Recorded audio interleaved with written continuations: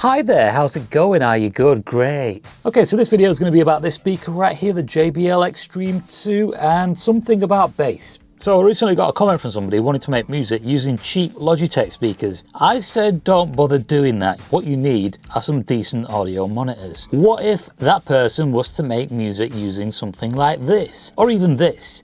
The PowerAd DG. Would it be possible? What are the pros and cons? Okay, so let's use this as the example. The frequency response of it is 55 Hz to 20 kHz. Now those lower frequencies, under 55 Hz, down to around say 20, you're not going to be able to hear. Stereo separation. The only way you're really going to be able to hear that really well is if you put your face close to it, and I'm talking like literally like that close. One good thing about this though is that it's portable. You can just pick it up and take it with you. I mean, it's better than the Logitech Z150s or even 250s or whatever they were. But if you've got one of these and you want to make music with it, this is how I'd go about doing it. All right, so first of all, what am I gonna do? I'm gonna move this. This is a keyboard. I'm gonna put that there because I sort of need that. What I'll do with this is I'm gonna turn it on and then turn up the volume. Why is that not beeping? Put that in there. Right, maximum volume. Okay, so there we have the speaker on the floor again. Now, one other thing to take note of is the frequency response of the microphone that I'm wearing. It is 50 Hz to 20 kHz. That is 55 Hz to 20 kHz. So the microphone that I'm wearing should be able to pick up the frequencies that this is putting out. Any frequencies under 50 Hz don't really come out of this. That is simply because of the size of it. It's too small. Like I said in the unboxing. Now, if you have one of these, or if you've got any other type of JBL Bluetooth speaker for that matter, and you put it in LFM, and then you play some music and you see the speakers move out lower frequency, the bass you're hearing is actually harmonics. All right, so here we have FL Studio, and here are some kicks.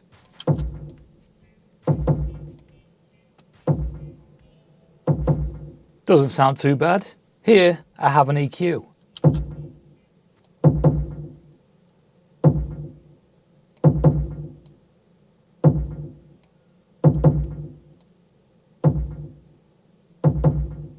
That's all I'm going to do for the EQ, but anything under 50 Hz from the kick is not going to be heard. I'm going to save that area for the bass. All right, so we'll put them there. Next, snare.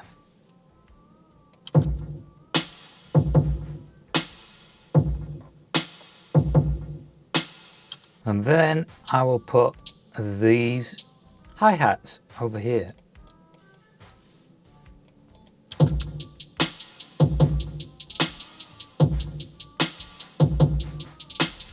So far, it doesn't sound too bad, but one, we haven't done much equalization, two, we haven't worked on any stereo separation, and three, we haven't even touched the bass yet. Now, how would you even work on bass if you can't even reach those frequencies? This, remember, goes to 55 Hz. How would you work on any bass frequencies lower than that? This is how I would do it. First, here's how this sounds close up.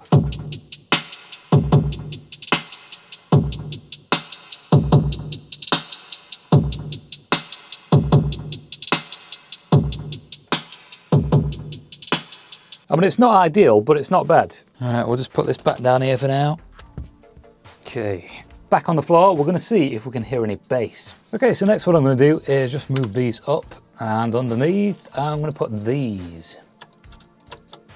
And then we've got this.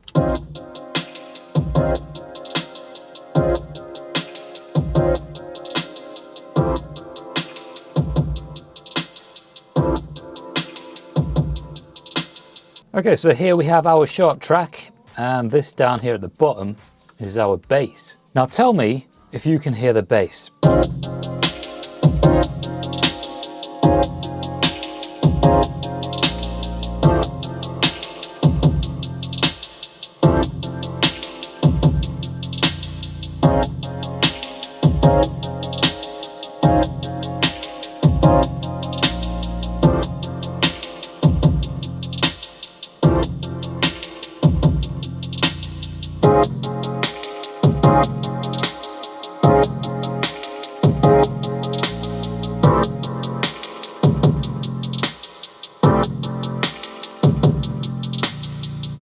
All right, were you able to hear the bass? What I'll do now is I'll just solo the bass.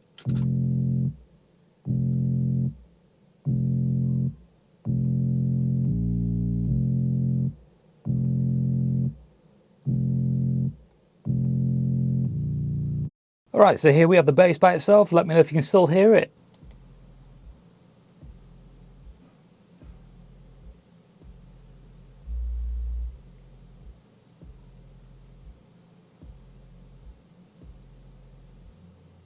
That there is a higher frequency. That one was pretty obvious.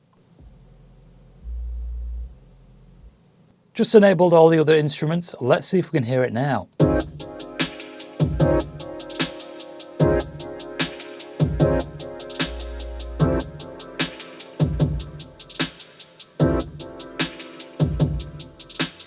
So these frequencies here, these are under 40 Hertz. That one there is around 60, and this one is in the 30s.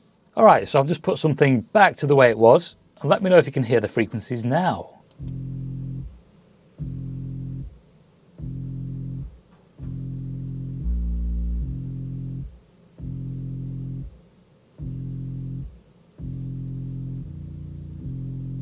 All right, so now you can actually hear it, and that's because of Harmonics. Okay, so here we have the speaker close up, and this is without Harmonics.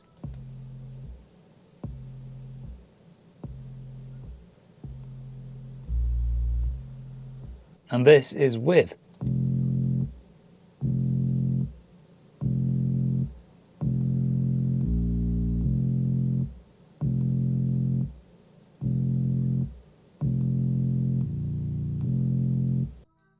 Okay, so this right here is what I mean by harmonics. This that I'm about to play is the fundamental, the main frequency.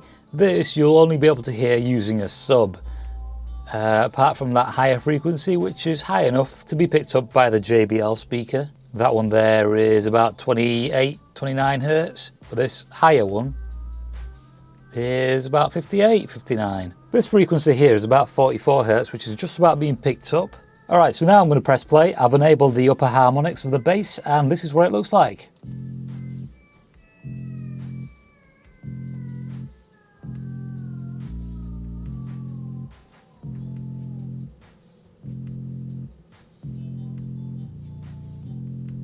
So if you listen to music on a small Bluetooth speaker, these frequencies here, these smaller frequencies, are the ones that are fooling your ears into thinking you can hear bass. Whereas in actual fact, this bigger frequency is the bass. And you'll only be able to hear that if your speakers can pick that up. Otherwise, you've got these to thank. Now, I'm not too sure how many people are going to learn from this video or anything, but I just thought I'd put it out there. Also, it probably helps to be able to mix visually when it comes to mixing with speakers you're unfamiliar with. At least that way you sort of know where instruments need to be EQ-wise and volume level-wise and stuff. It helps to have something like this, spectrum analyzer and a couple of other tools.